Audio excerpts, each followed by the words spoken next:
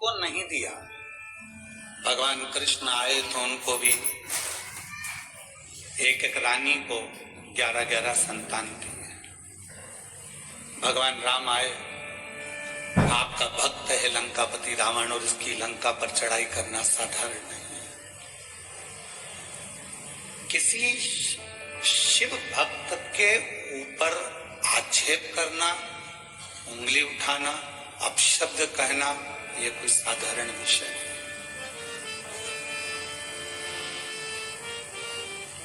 भगवान शंकर की आराधना हम फिर कहेंगे, ना जाने कौन सा पुण्य जलगांव वालों का रहा है जो ये कथा या नहीं तो हमने बहन जी को तो कहा दिया था समिति के लोगों ने कि कथा धाम पर होगी, ऑनलाइन है तो धाम से हो।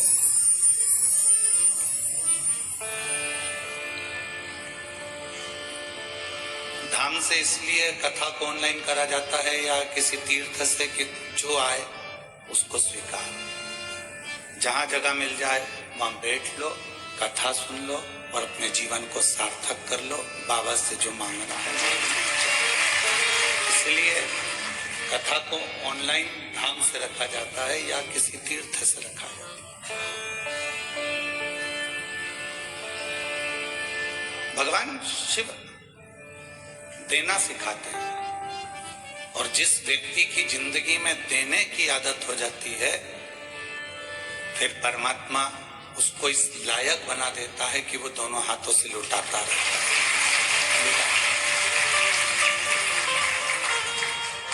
एक बहन ने अपने पत्र में लिखा, अभी हम पत्र पढ़ रहे थे तो उसमें लिखा कि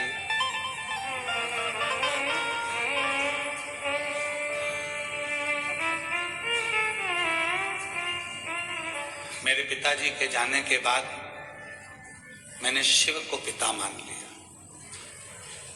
और इतना नहीं था मेरे पास में कि मैं कुछ दे सकूं। संघर्ष का जीवन था, क्या देते, पर किसी ने कहा कि शिव महापुराण की कथा के पंडाल में अगर कोई बैठता है तो उसका मुख झूठा कराना चाहिए, मुख झूठा कराना। वो बहन लिख रही है कि मैंने 40 रुपए की टॉफी खरीदी और 40 रुपए की चॉकलेट खरीद कर मैंने एक बार शिव महापुराण के पंडाल में जाकर बांटी। मुझे क्या मालूम था कि वो 40 कब 40 लाख में बदल जाते हैं, यह अंदाजा।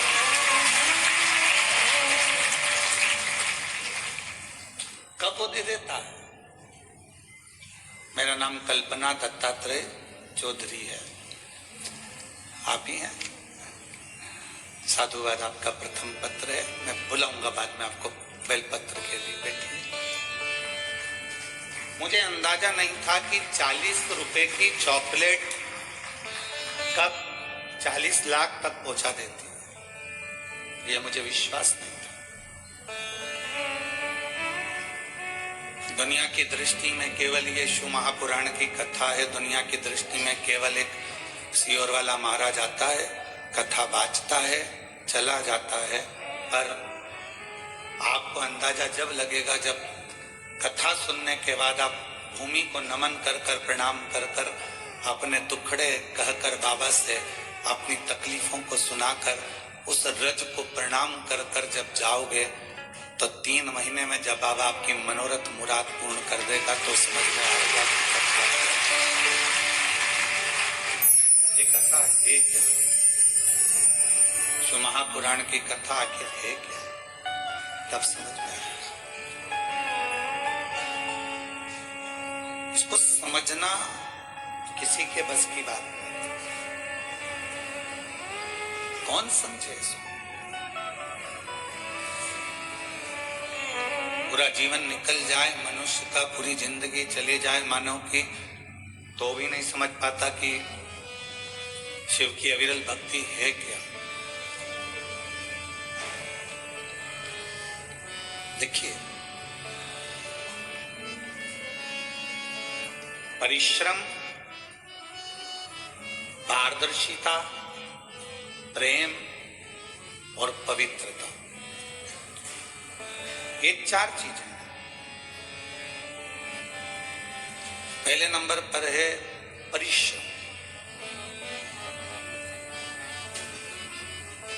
आप कुछ करना चाहते हो, जिंदगी में आगे बढ़ना चाहते हो, खूब उन्नति की सीढ़ी पर चढ़ना चाहते हो, तो आपकी जिंदगी में परिश्रम करना जरूरी है। दुनिया का कोई महाराज आपकी किस्मत को नहीं बदल सकता, क्योंकि अपनी बटन अपने को लगाना है। अपने सिर में दर्द हुआ तो गोली अपने को खाना है। पति के सिर में दर्द होगा तो पत्नी गोली खाएगी तो आराम लगेगा क्या?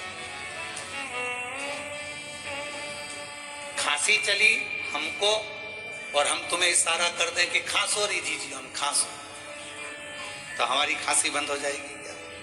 छींक हमको आ रही है और हम हमारे जीजाओं से कह दें कि तुम छींको, तो वो छींक मान्य होगी क्या? अपना दुख अपने को मिटाना, अपना कष्ट अपने को मिटाना। कोई दुनिया का कोई महाराज ऐसा नहीं है तुम्हारे दुख को मिटा दे। तुम्हारे दुख को तुम्हें स्वयं मिटाना पड़ेगा, परिश्रम कर कर, मेहनत कर कर और भगवान शंकर पर विश्वास कर,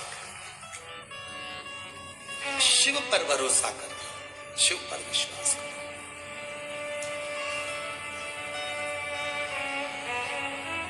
एक परिश्रम जब व्यक्ति करता है तो उसकी सफलता उसके साथ चलती है। हम बेटा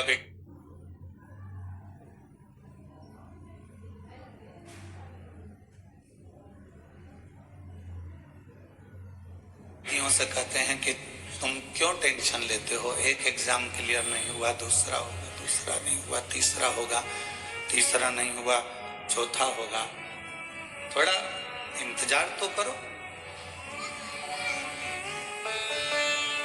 हमारा फर्स्ट सेम क्लियर ही नहीं हो रहा गुरुजी, हमारा सेकंड सेम क्लियर नहीं हो रहा गुरुजी, क्यों नहीं हो रहा? मतलब आपने परिश्रम करना बंद कर दिया, मेहनत करना कम कर दिया। कोई नहीं बदल सकता, आप स्वयं बदल सकते। आप में वो बल है कि कलेक्टर की कुर्सी पर भी आप बैठ सकते हो और एसपी की कुर्सी पर भी आप बैठ सकते हो। पर अपना परिश्रम ही नहीं करना हमको, और हमको विचार करना है कि कोई ऐसा मिल जाए जो हमारी किस्मत बदल दे, तो फिर ऐसे मिलेंगे पर आपसे थोड़ा बहुत कहेंगे कि लाओ इतना धन ला कर दो, इतनी पूंजी ला कर दो, हम तुम्हारी किस्मत बदल देंगे। मालूम पड़े अगर कोई किस्मत बदलता होता तो सबसे पहले वो अपनी ही नहीं बदल लेता। परिश्रम आपकी जिंदगी को श्रेष्ठ बना देता है, मेहनत और परिश्रम के साथ में जरूरी है विश्वास। और विश्वास भी किस पर? कुटुंब पर करा, रिश्तेदारों पर करा, मित्रों पर करा, नातेदारों पर करा। एक ना एक दिन हो सकता है कि धन के लोभ में या अपने भले के चक्कर में तुम्हारा विश्वास टूट जाए। पर विश्वास एक जगह का कभी नहीं टूटता, वो है मेरे देव अधिदेव महादेव पर करा गया विश्वास। मेरे शंकर भगवान का भरोसा कभी नहीं टूटेगा, मेरे शिव का विश्वास कभी नहीं टूटेगा। आपने अगर भगवान शंकर जी पर भरोसा किया है कि मैं परिश्रम भी कर रहा हूं, मेहनत भी कर रहा हूं और साथ में मैंने शिव पर विश्वास भी कर रहा हूं, एक लोटा जल सारी समस्या का हल, मतलब मेरी समस्या मिटेगी, मेरा दुख समाप्त होगा, मेरा कष्ट मिटेगा।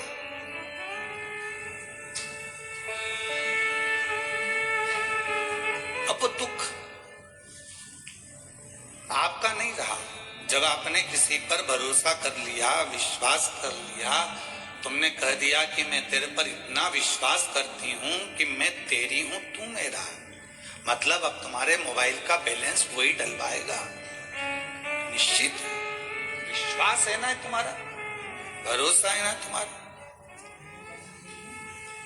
अब अब तुम्हारे मोबाइल का बैलेंस तुम्हें नहीं डलवाना, क्योंकि भरोसा तुमने उस पर कर लिया, मेरा मोबाइल का बैलेंस खत्म होने वाला है, कल खत्म हो जाएगा।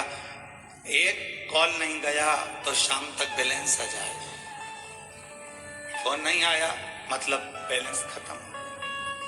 जब विश्वास दृढ़ हो जाता है और आप जब पूरे महीने शिव जी के मंदिर जाते हो और एक दिन अगर मंदिर नहीं पहुंचते तो शंकर भगवान को चिंता लग जाती है, जरूर इसके ऊपर कोई दुख आ गया है, मैं पता करता हूं।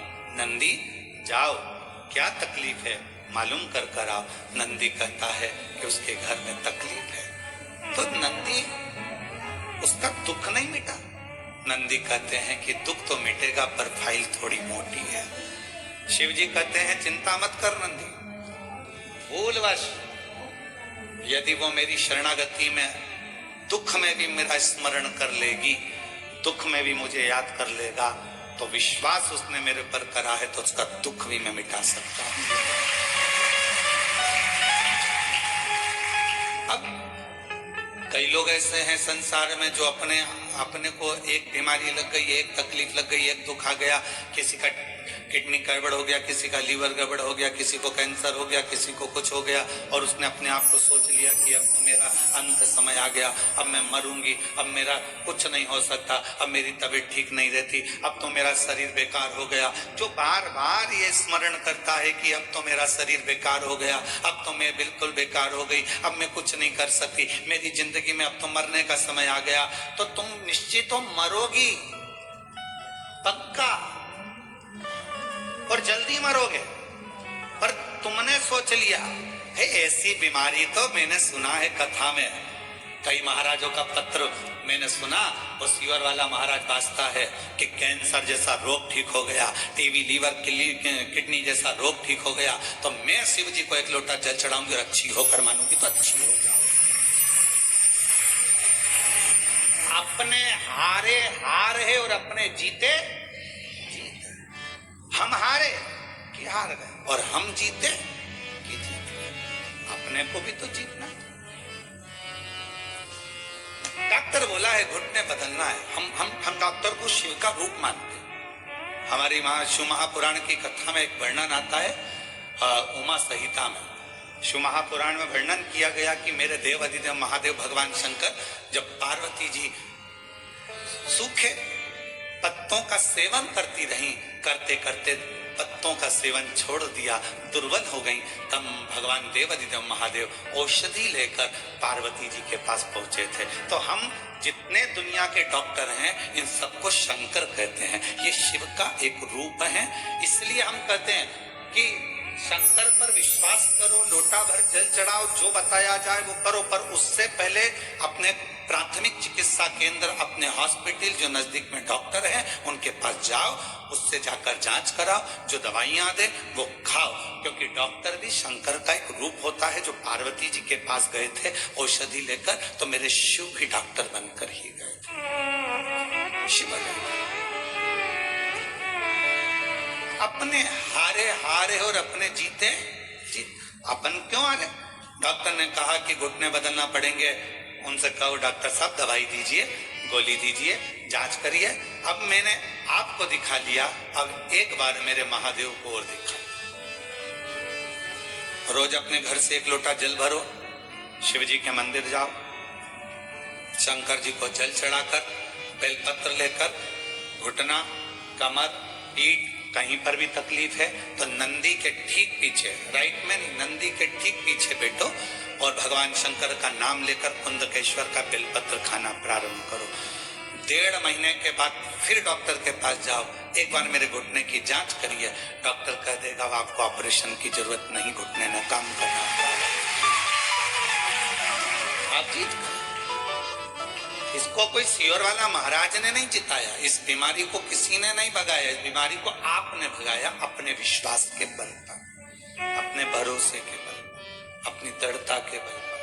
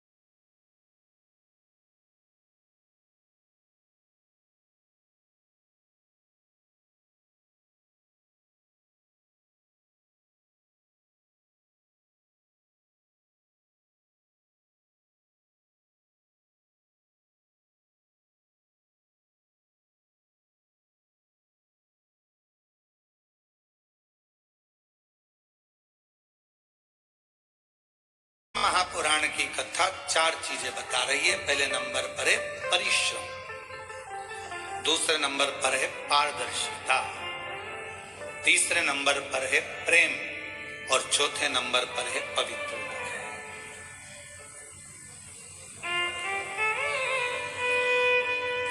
कुछ करना है, सफल होना है, परिश्रम करना पड़ेगा। दूसरे नंबर पर समाज के लिए, सोसाइटी के लिए, परिवार के लिए, कुटुंब के लिए अगर कुछ करना है तो उसमें पारदर्शिता रखना पड़ेगा। पारदर्शिता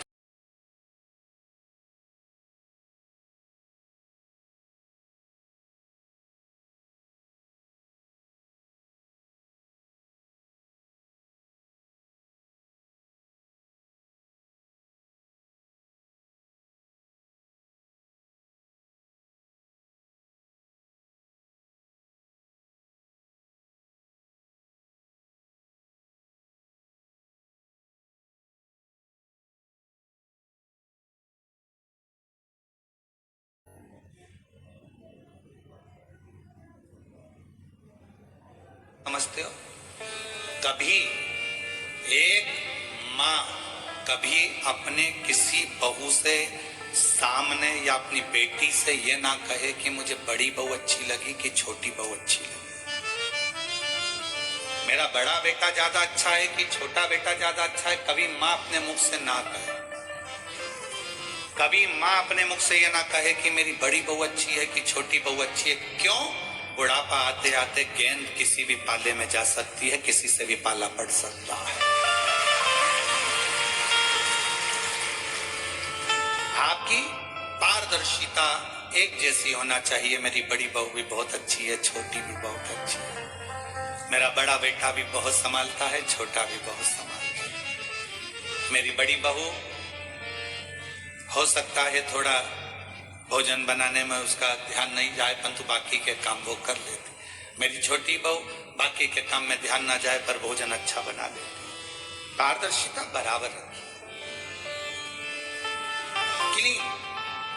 समाज में, परिवार में, कुटुंब में, रिश्तों में पारदर्शिता होना चाहिए। एकदम आमने सामने दिखे, कुछ छुपे ना। बहू अपने भीतर बातों को छुपाती छुपाती छुपाती छुपाती, कितना सुंदर कहा शिव महापुराण में। काशी में नंदन वन में माता पार्वती जी ने शिव जी से 2 वर मांगे थे और माँ जगत जननी जगदम्बा ने भगवान शंकर से 2 वर मांगे थे। पहला वर था कि काशी में जो मरेगा उसको गुरु मंत्र आपको देना पड़ेगा। पार्वती जी, शिव जी ने कहा मैं और गुरु मंत्र? हाँ, वचन दे दिया, ठीक है। पार्वती जी ने कहा कि मुझे कैसे मालूम पड़ेगा कि काशी में मरने वाले को गुरु मंत्र दिया? भगवान शंकर कहने लगे काशी में गुरु मंत्र देकर उसके कान को थोड़ा सा टेढ़ा कर दूंगा, तुझे दिख जाएगा कि मैंने गुरु मंत्र दिया है। इसलिए काशी में मरने वाले को भगवान त्र्यंबक मंत्र प्रदान कर कर कर्ण को थोड़ा सा टेढ़ा कर देते हैं। दूसरा वर पार्वती जी कहती है मुझे दूसरा वर दीजिए, जिस पति पत्नी में आपस में झगड़ा हो उसमें प्रेम बहुत बढ़े, ये वर मुझे प्रदान कर दीजिए। जिस पति पत्नी का झगड़ा नहीं होता उसका झगड़ा अदालत पहुंच जाता है, और जिस पति पत्नी का झगड़ा होता है वो वहीं पर सिलट जाता है, वही समाप्त हो जाता है। उसने अपने मन का गुबार निकाल दिया, अपशब्द बोल दिया, ताने दे दिया। एक पत्नी ने पति से कहा लड़ाई में झगड़े में, अरे तुम तो ऐसे हो, तुम तो वैसे हो, तुम तो जानवर हो। इतने में पति ने कह दिया तू बिल्कुल सत्य कह रही है, तू मेरी जान और मैं तेरा वर। गलत क्या होगा, सब श्रेष्ठ। तो जहां झगड़ा हुआ वहां मन के गुब्बार निकल गए, जहां झगड़ा हुआ वहां मन का मेल निकल गया। तुम देखना जिस सास बहू में, देवरानी जेठानी में, भाई भाई में झगड़ा हो जाता है और झगड़ा होने के बाद जब शांति होती है तो दोनों में इतना प्रेम बढ़ जाता है कि वापस में जा भैया को जरा चाय दिया, बहू कहती है जा मम्मी जी को चाय दिया, सास कहती है वो तेरी जेठानी नहीं आई, जा उसको चाय दिया। प्रेम बढ़ रहा है, मतलब गुब्बार खत्म, गुस्सा खत्म।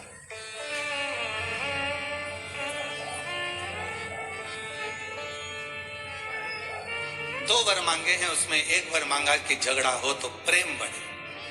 प्रेम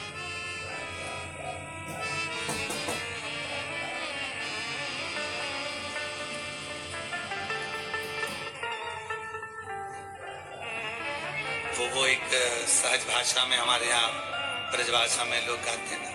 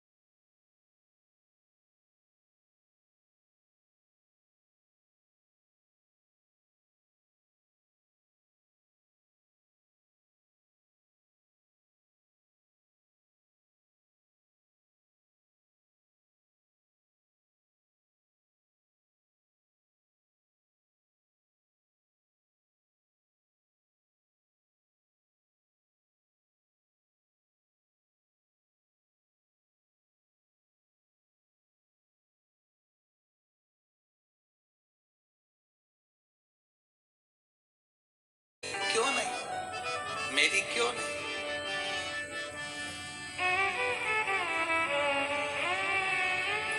किस लिए, क्यों? तो कहते हैं कि भगवान उस गोपी से ज्यादा झगड़ा करते थे तो उसी गोपी के लिए बात करते थे, उसी गोपी के लिए। तुम्हारी जो बेस्ट फ्रेंड है उससे जब झगड़ा हो जाता है तो किसी से भी बात करोगे तो वो बेस्ट फ्रेंड को याद जरूर करोगे, उसका नाम मत लेना। वो अनीता ने मेरे साथ ऐसा कर दिया, अब खुद बोल रही अनीता और अभी कह रही है नाम मत लेना। हर पल उसकी याद आ रही, हर घड़ी उसकी याद। हम तो कहते हैं कभी कभी भगवान से झगड़ा कर लिया करो, भगवान से।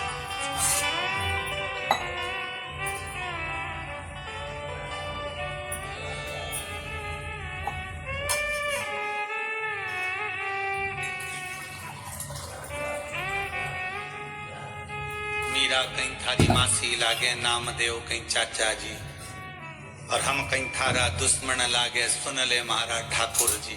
हम कहते रहे इन सब की रिश्तेदारी है। मीराबाई का जहर का कटोरा अमृत बना दिया, नामदेव जी के लिए मंदिर का दरवाजा बदल दिया, और हम इतने दिन से तेरे पास आ रहे हो, तुम्हारी सुनी नहीं रहा। कर्मा कहीं थारी चाची लागे और तुकाराम कहीं भूपा जी। कर्मा तेरी चाची लगती और तुकाराम जी तेरे भूपा जी लगते हैं, जो उनको अपने में समाहित कर दिया, अपने भीतर समाहित। राष्ट्र के 4 संत ऐसे हैं जिसको भगवान ने अपने अंदर समाया, जिनकी समाधि नहीं बनी, जिनका अंतिम संस्कार नहीं हुआ, जिनका शव नहीं मिला, जिनकी बॉडी नहीं मिली। पहले नंबर पर थी मीराबाई जो द्वारकाधीश में समा गई थी। दूसरे नंबर पर है संत तुकाराम जो श्री हरि विठल में समा गए थे। तीसरे नंबर पर है चैतन्य महाप्रभु जो जगन्नाथ में समा गए थे, और चौथे नंबर पर है रामकृष्ण परमहंस जो जगत जननी जगदम्बा में समा गए। ये राष्ट्र के वो 4 संत हैं जिनकी समाधि नहीं, जिनका अंतिम संस्कार नहीं, जिनकी बॉडी नहीं मिली। स्वयं सा शरीर भगवान की मूर्ति में समा है, सा शरीर भगवान में समा है। मरने के बाद नहीं, जीते जी। तुकाराम जी ने हरि विठ्ठल पांडुरंगा, हरि विठ्ठल विठ्ठल विठ्ठल विठ्ठल, और विठ्ठल पांडुरंगा ने हाथ फैलाए और संत तुकाराम जी को अपने में समाहित कर लिया। मीराबाई द्वारकानाथ के मंदिर के बाहर खड़ी, गांव के लोग लेने आए थे मीरा को, पति आया था लेने, मीरा कहे मैं जाऊंगी नहीं, द्वारकाधीश ने हाथ फैलाया, मीरा को अपनी मूर्ति में समाहित कर लिया। चैतन्य महाप्रभु को जगन्नाथ ने अपने में समाहित कर लिया। रामकृष्ण परमहंस को माँ दुर्गा शारदा आई और गोदी में बिठाकर अपने में समाहित कर लिया। जिनकी कोई समाधि ही नहीं है, जिनकी बॉडी ही नहीं है, जिनका अंतिम संस्कार ही नहीं है, स्वयं भगवान उनको समाहित कर जीते जी।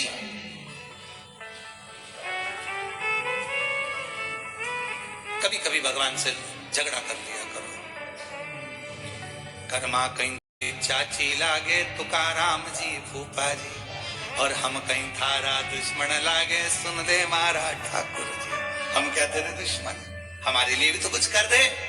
इतना तंग करता, इतना परेशान हूं मैं, रोज तेरी सेवा करती हूँ, रोज अर्चना करती हूँ, रोज चाकरी करती हूँ, और तू मेरा सुनता नहीं।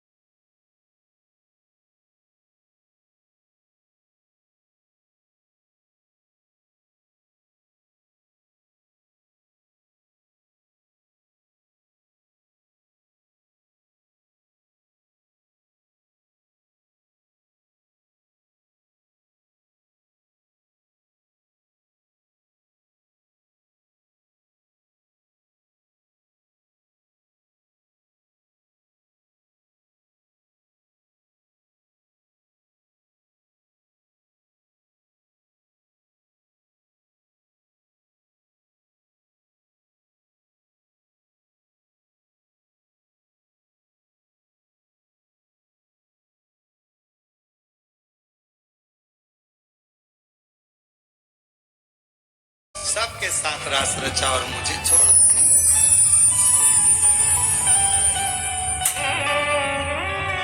क्यों?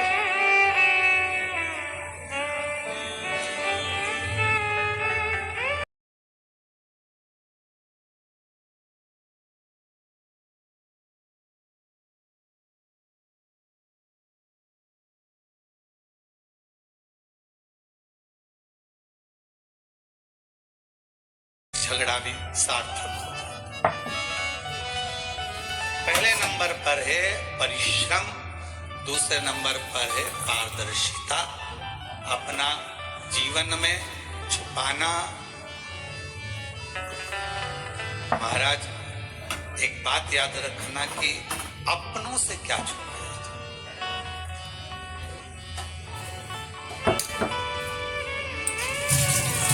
तिजोरी में कितना धन रखा है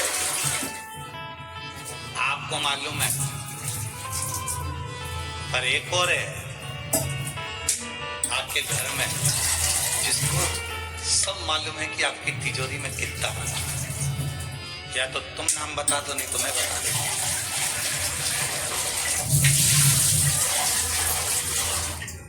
तुम्हारी तिजोरी में कितना माल है एक तुम्हें मालूम है, और दूसरा तुम्हारे घर में एक और है जिसको मालूम है।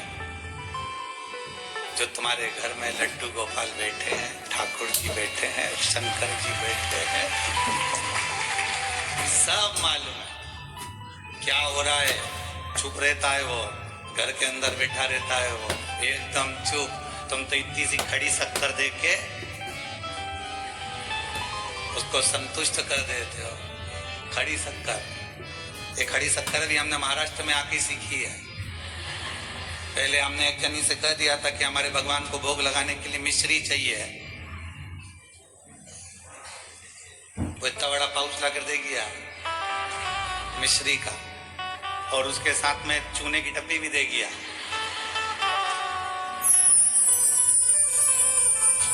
हमने पूछा ये क्या है, तो मिस्त्री। हमने कहा ये मिस्त्री कब से हो गई, हमारे ठाकुर जी तो ये मल के खाते ही नहीं, तो मिस्त्री ला के दे। तो ऐसा बोला ना कि खड़ी शक्कर चाहिए। हमने कहा हमको क्या मालूम था कि खड़ी शक्कर, यहाँ बहुत घपला है। इसलिए हमने तुमसे कल पूछा था तुमचा मुलगी चांगला है फिर वो ठीक है ना, बस यहाँ बड़ा कपड़ा है, बड़ा सोचना पड़ता है। यहाँ भोजन भी आए तो बड़ा सोच समझ के खाना पड़ता है, बहुत ध्यान रखकर। एक बार हम मंगरूल पीर में कथा करने गए और वहां पर नारायणी बाई मुंदड़ा कथा करवाई और उन्होंने हमको भोजन की थाली रख दी। अब उन्होंने एक सब्जी इतनी सी रखी, अब हमारा तो जान जल गए। हमने सोचा बताओ इतनी सी सब्जी, इतना बड़ा गुरुजी सब्जी तो ज्यादा रखना था। अब शरीर ही देख लेती तो कम से कम मालूम पड़ता कि सब्जी अपन को इतना रखना। तो वो नारायणी भाई मुंदड़ा ने इतनी सब्जी दाल और एक गिलकी की तुरई की सब्जी रखी। अब हमने सोचा जो सबसे कम है अभी नारायणी भाई से कहूंगा कि भाई और सब्जी ला, और एक बोरा तोड़ा और पूरी सब्जी को लगा के मुंह में खा लो। अब हमको क्या मालूम था कि वो ठेसा था।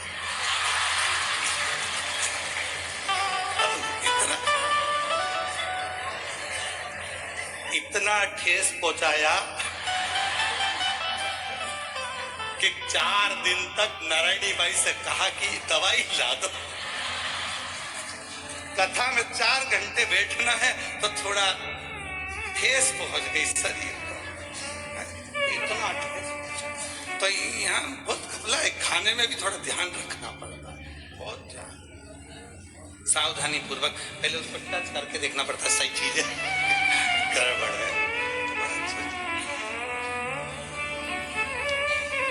तो शिव कथा कर रही है, पारदर्शिता रखिए, पारदर्शिता बहुत जरूरी। तीसरे नंबर पर कथा कर रही है प्रेम, परिश्रम, पारदर्शिता और परिवार में यदि सुख चाहते हो, मन की शांति चाहते हो, तो जितने घर के सदस्य हैं सब एक दूसरे से प्रेम करना प्रारंभ कर दें तो वो हमारे जीवन में निश्चित। आज सबसे ज्यादा कमी हो गई है प्रेम। प्रेम प्रेम और प्यार में अंतर होता है, दोनों को एक भाषा में नहीं लेना। प्यार खून खच्चर करा देता है, प्रेम कभी खून खच्चर नहीं कराता। प्रेम था भगवान कृष्ण और राधा रानी का, इतना प्रेम था कि भले भगवान कृष्ण रुक्मणी जी से आनंद के साथ विवाह कर लिए, पर राधा जी उनको स्मरण करती रही। ये प्रेम है, ये प्रेम, ये प्रेम। प्यार एक ना एक दिन नफरत उत्पन्न कर सकता है, पर प्रेम कभी नफरत उत्पन्न नहीं करता। प्यार में बदलाव होता है, इसने मेरे साथ ऐसा किया तो मैं तुम्हारे साथ ऐसा करूंगा, तुमने मेरे साथ ऐसा करा तो मैंने तेरे पर इतना विश्वास करा था, तूने मेरा विश्वास तोड़ दिया, मैं तेरे साथ ऐसा करूंगा। प्यार में नफरत हो सकती पर प्रेम में नफरत नहीं। इसलिए निवेदन है मेरे शंकर भगवान से प्रेम करो, इतना करो कि तुम्हारे दुख सारे शिव के हो जाएं और शिव तुम्हारे दुख की घड़ी में तुम्हारे सामने। अकाल मृत्यु वो मरे जो काम करे चंडाल का, काल उसका क्या बिगाड़े जो भक्त हो महान। प्रेम करे।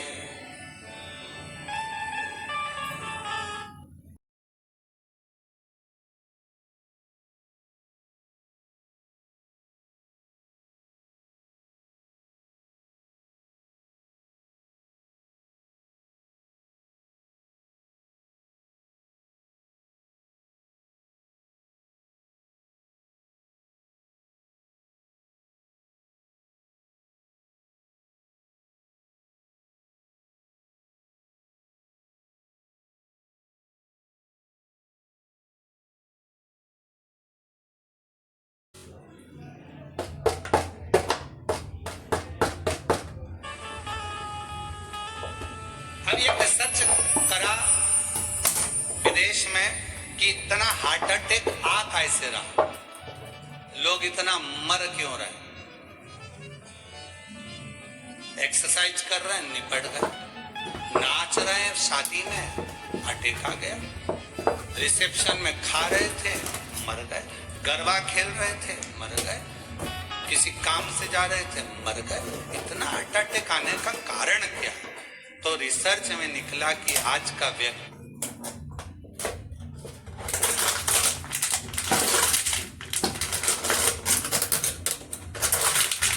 अपने दिल को लगा नहीं पा रहा।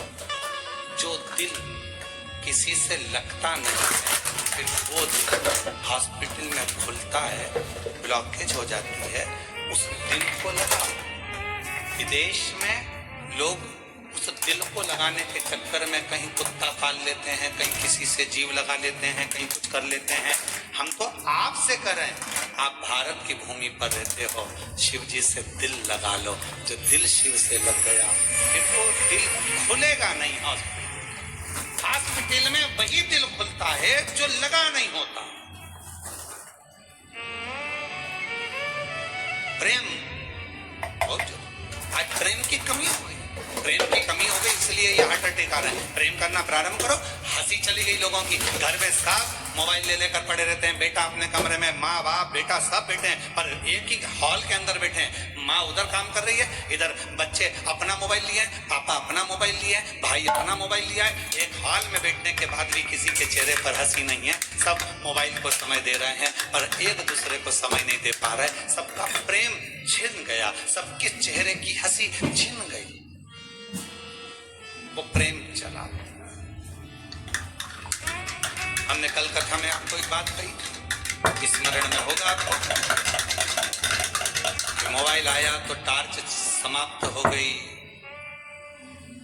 टार्च खत्म, मोबाइल ने कैलेंडर खत्म कर दिया, मोबाइल ने टॉर्च खत्म कर दी, मोबाइल ने कैमरा खत्म कर दिया, क्योंकि सब मोबाइल में।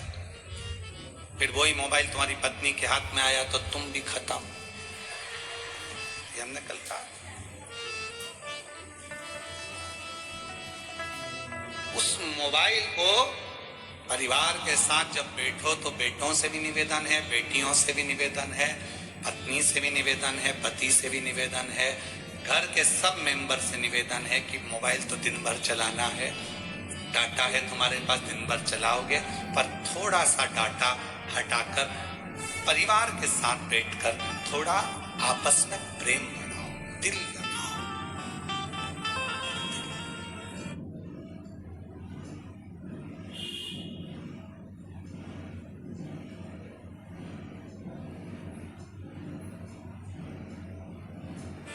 मेरे भोले बाबा जैसा परिवार दुनिया में कहीं नहीं होगा। सबको प्रेरणा देते हैं। शंकर भगवान के मंदिर में शिव जी बैठे हैं, शंकर भगवान के मंदिर में पार्वती जी बैठी है, शंकर भगवान के मंदिर में नंदी बैठा है, शंकर भगवान के मंदिर में कार्तिकेय बैठे हैं, शंकर भगवान के मंदिर में स्वयं शिव बैठे हैं। पूरा परिवार लेकर शंकर जी एक साथ बैठे हैं और प्रेरणा दे रहे हैं कि जितना समय मैं अपने परिवार को देता हूं, उतना समय तुम भी परिवार को देना प्रारंभ करो, तो तुम्हारा दिल लगेगा, प्रेम बढ़ेगा, प्रेम बढ़ेगा तो तुम्हारे भीतर की बाधाएं समाप्त होती चली जाए। थोड़ा प्रेम।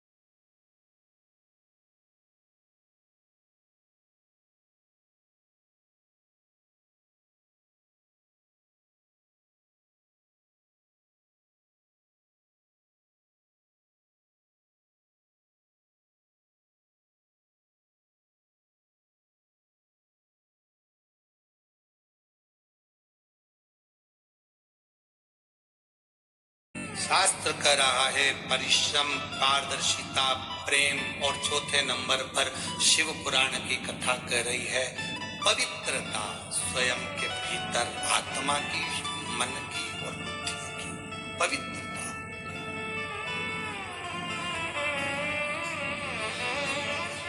आपसे एक बात पूछे, जरा उत्तर दोगे? ओ जलगांव की जीजी, जीजावन पक्का हाथ उत्तर दीजिएगा। तुम्हारे पास में आकर तुम्हारे कोई रिश्तेदार किसी दूसरे की बुराई करते हैं, तुम सुन लेते हो, खुश हो गए, पर पक्का है क्या कि उसने दूसरे की बुराई तुम्हारे यहां करी तो क्या तुम्हारी बुराई वो दूसरी जगह नहीं करता होगा? करेगा ना? तो जैसे ही वो बुराई करे तो पहले हाथ जोड़कर नमन कर दो, हमें किसी की नहीं सुनना, क्योंकि मालूम है ये यहाँ की वहां करेगा। अभी वहां की यहां कर सकता है तो यहाँ की भी वहां कर सकता है, इसकी आदत। अगर ये दूसरे के लिए अपशब्द कह सकता है तो ये यहाँ की बात भी दूसरी जगह कह। हाथ जोड़ करके हमें नहीं सुना, अरे बहुत बढ़िया घर है हमारा, बाबा की कृपा है, शंकर जी को एक लोटा जल चढ़ाते हैं, पूरा घर आज आनंद में।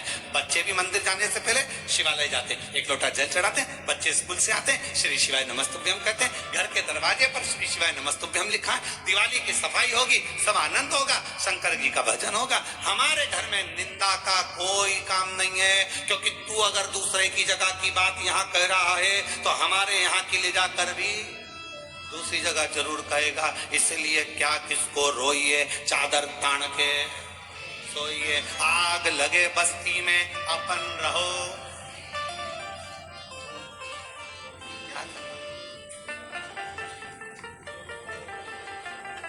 उसने क्या कर दिया? उसने होता है किस किस की आदत थी। एक बुढ़िया बैठी थी दरवाजे पर, और बुढ़िया बैठी दरवाजे पर, और दरवाजे पर बैठी बैठी वहीं से कपास की गाड़ी निकली। कपास की गाड़ी निकल कर जा रही थी। बुढ़िया ने विचार करा, कपास इतना इतना महंगा बिकेगा, कितना रेड़ा जाएगा। सोचती सोचती बुढ़िया चक्कर खा के नीचे गिर गई। बुढ़िया नीचे गिरी, परिवार वाले आ गए, परिवार वालों ने आकर उस पर जल का छींटा दिया, बुढ़िया नहीं उठी, पानी छींटा, डॉक्टर को बुलाया, बुढ़िया नहीं उठी, पड़ोसन को मालूम पड़ा, क्या हुआ ना जाने हमारी मम्मी को क्या हो गया, चक्कर खा के नीचे गिर गए। इतने में पड़ोसन ने पूछा, कुछ निकल कर गया था क्या यहाँ से? हाँ, कपास की गाड़ी निकल कर गई थी, बस तुम चिंता मत करो, डॉक्टर मत बुलाओ, अब भी ठीक कर दूंगी मेरी पड़ोसन को। और पड़ोस वाली काकी दौड़ती दौड़ती आई और आकर का, जीजी उठ, सामने से जो कपास की गाड़ी निकल कर गई थी ना, उसमें आग लग गई। बुढ़िया उठ के बैठ गई, बुढ़िया उठ के बैठ गई। दूसरे का सुख दिखता है तो चक्कर आ जाते हैं। उसका बेटा डॉक्टर बन गया, उसकी बहू भी डॉक्टर मिल गई, लड़का हो गया, बंगला बन गया, चक्कर आ रहे, बीपी शुगर थायराइड सब हो गया। सोच।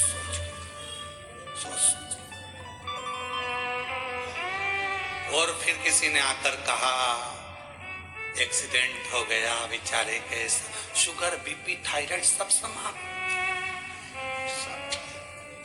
क्यों? किस लिए?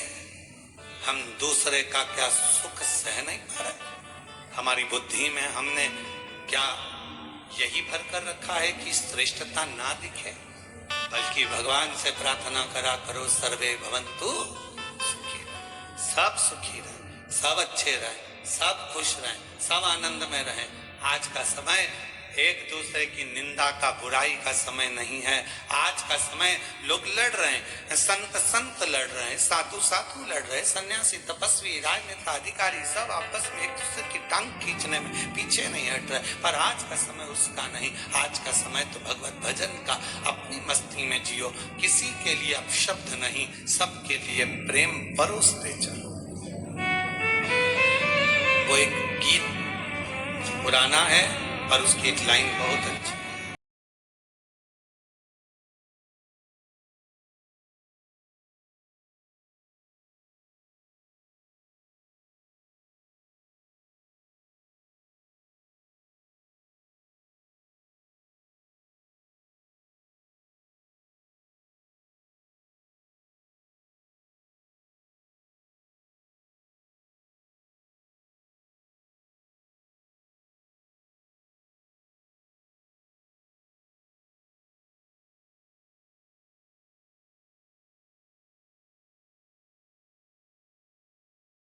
श्री शिवाय नमस्तुभम। दोस्तों, कैसे हैं आप सब।